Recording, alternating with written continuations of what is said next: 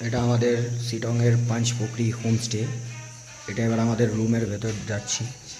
দুটো বড় বড় ভালোই বেড, এটাতে মোটামুটি দুজন শোয়া যাবে, ওটাতেও দুজন শোয়া যাবে। এটাকে অ্যাটাচ করে নিলে চারজন বেস্ট আরও ভালোভাবে শোয়া যেতে পারে।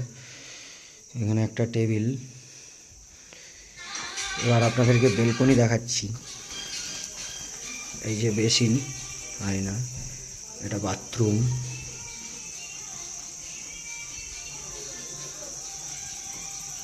এটা বেলকনি। বেলকনিটা দেখছেন কত বড়।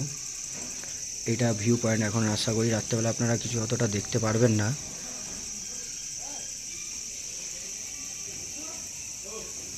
দেখতেই পাচ্ছেন।